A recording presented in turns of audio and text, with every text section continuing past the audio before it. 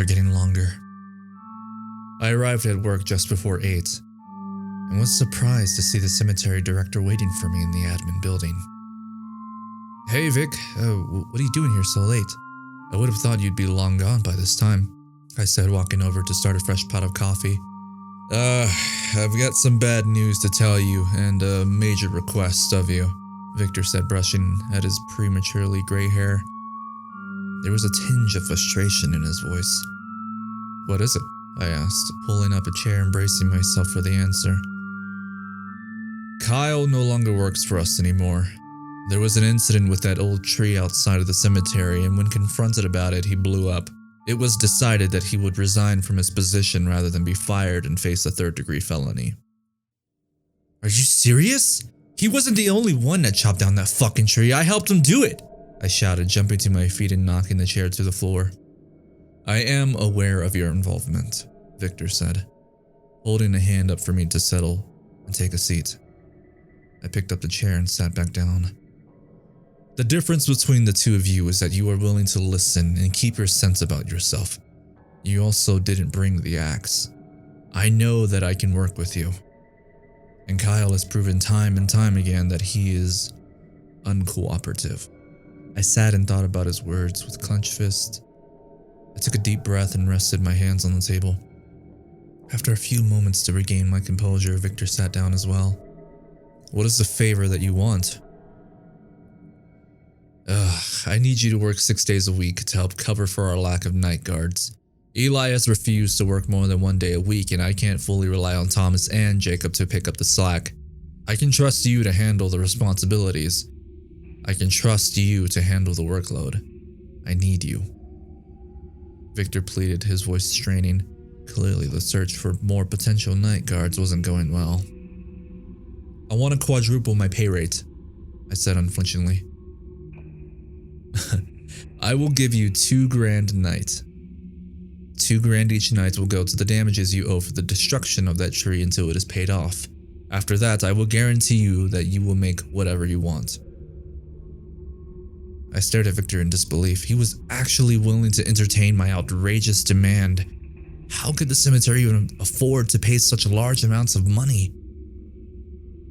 "Tonight, I will be joining you, if you are fine with these terms." I guess that would be fine," I said, still slightly shocked that he was agreeing to work so much and for so much money. "Great," Victor said, clapping his hands and standing. "Just so you know, that tree was valued at over $4 million. For your part in cutting it down, you're on the hook for $1.2 million. My mouth fell agape to the contract I had just agreed to. I had committed myself to working 6 days a week with no end in the foreseeable future. Victor checked his watch and pointed at it before grabbing a flashlight and headed out. I poured myself a coffee and began the nightly ritual of locking the gates, mentally preparing for my first night working with Victor. That night had been a series of mild inconveniences, one after another. First was a series of discarded fast food bags and empty soda cans, then it began to downpour. The rain came down so hard that if anyone had snuck into the cemetery, I wouldn't have been able to see them. When I went into the admin building to get a hot cup of coffee, I knocked the pot onto the floor, shattering it into 100 pieces. I silently cursed at the mess when a leathery hand emerged from the mess, pulling itself from the ground. Strips of soaked cloth clung to the leathery skin as it slowly rose up. I turned and left the admin building, deciding to clean the mess up later. As the rain began to die down, I finally saw Victor looking at the splayed corpse of another sacrifice to the cemetery. Bathing in the blood below, a series of harpies and mermaids lapped at the blood on one another's bodies. Feathers and scales merged together as the fish heads of the mermaids nipped at the drops of blood falling on them. As I approached, the beast scattered in a rush, ignoring Victor completely.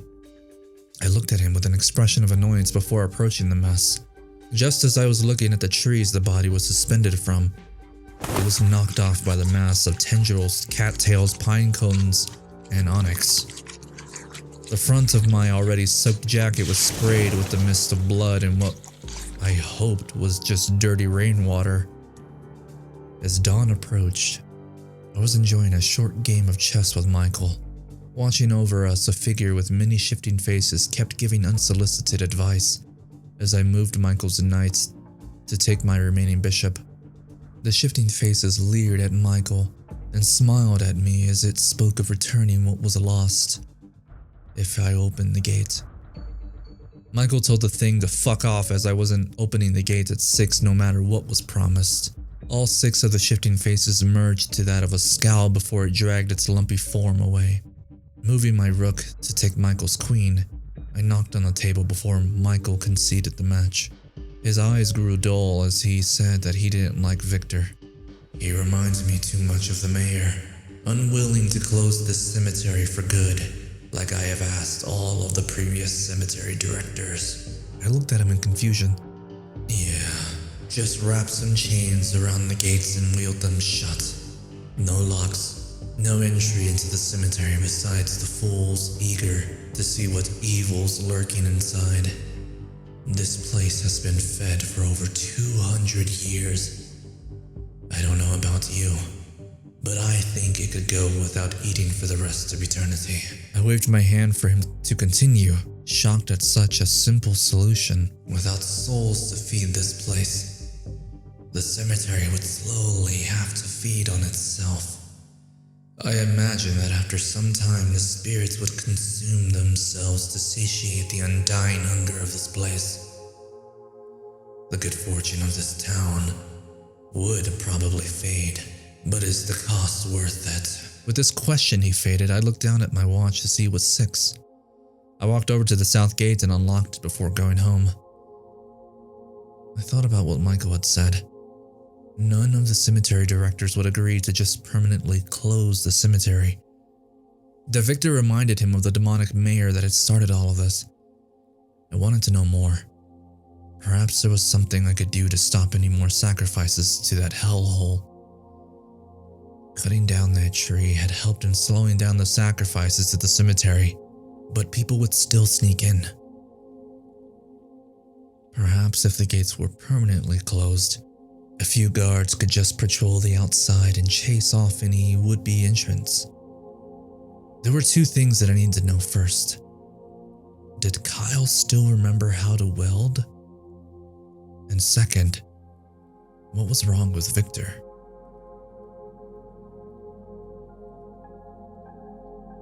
The cemetery is devouring itself. I had never dreamed of being a night guard when I was young.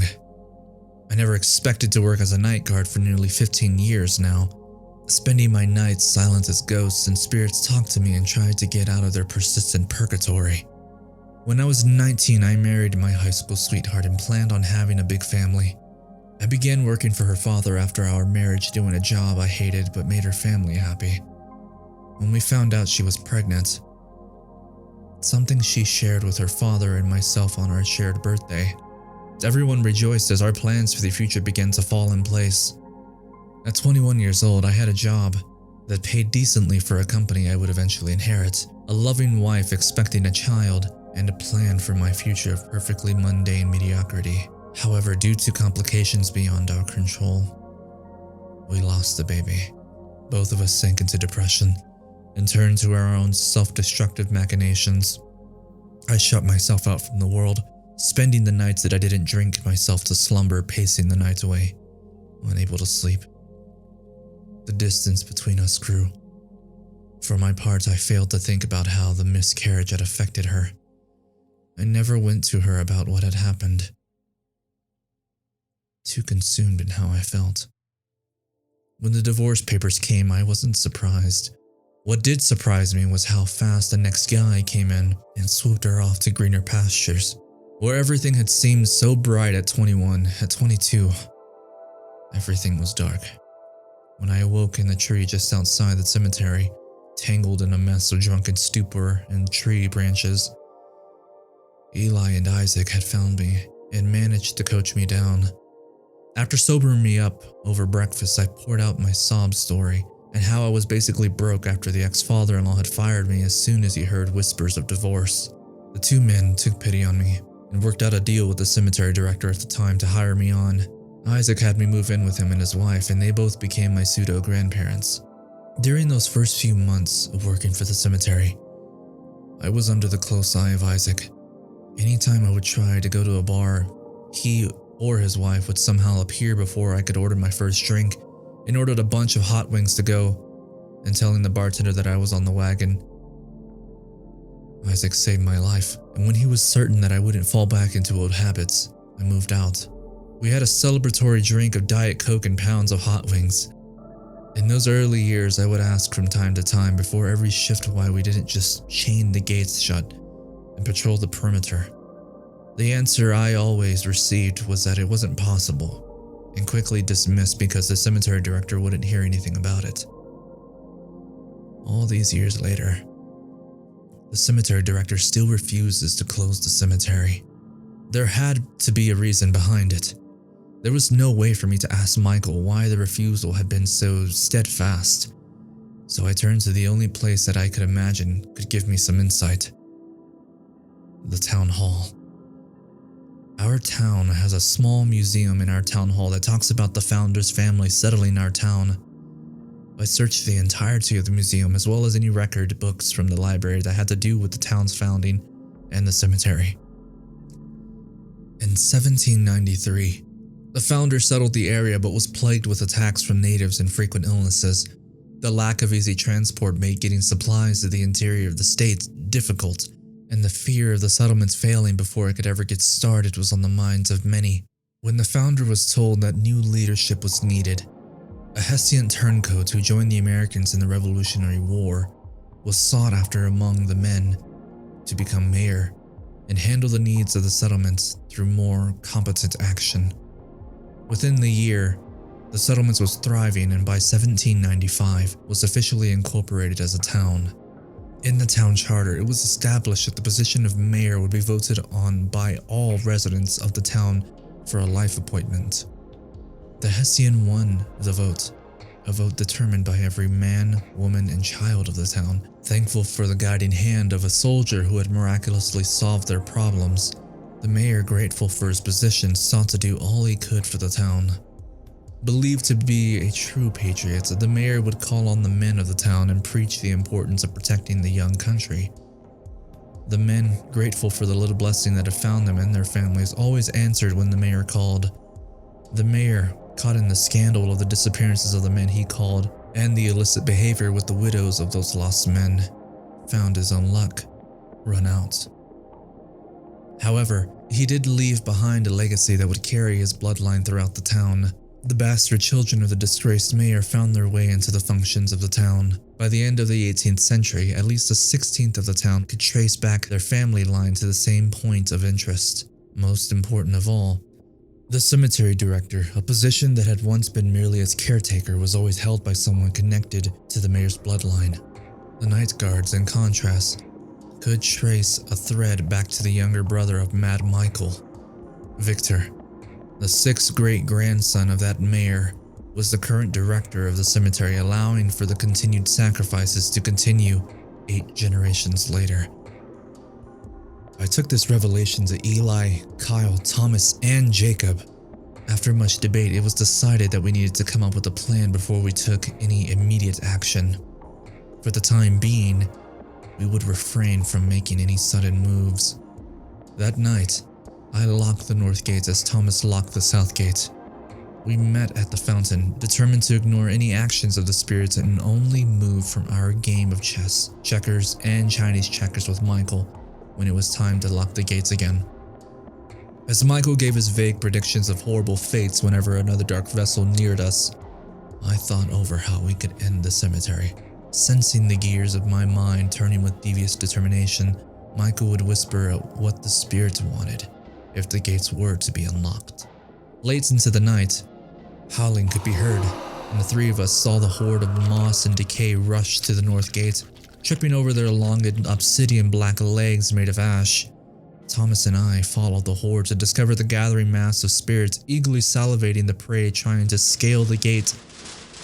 2 teens trying to enter a place that wanted to feast stopped at the sound of footsteps clicking on the asphalt and closing in.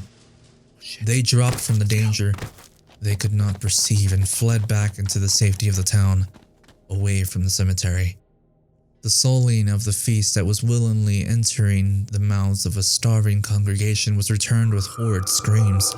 The fury of the spirits that could not touch us was fueled with rage of a refusal to comply with their demands. Our silence did not calm the squall of their anger. I felt a sense of pride at Thomas's devotion to our silent pact as Madame Dubois hovered before him, her ample mossy breast centimeters from his face, but with maggots and yellow ooze dripping from her mouth and eyes. When her tongue licked at the rotten sponges of teeth, he closed his eyes and stepped forward to the gate and waited for at least 15 minutes before it was time for the gate to be locked again. I hurried over to the south gate. An entourage of burning chimeras and spiders made of steel and marble following close behind. Waiting for me at the gate, Teddy coiled around a lumbering corpse dressed in priestly garbs, the wood and stone of his body crushing the man before his jaw unhinged and swallowed the body whole. I locked the gates as Callahan, someone I once found a comfortable audience with, was consumed by a fellow being of the night. The cemetery was beginning to devour itself. Soon, that would be all it was capable of doing.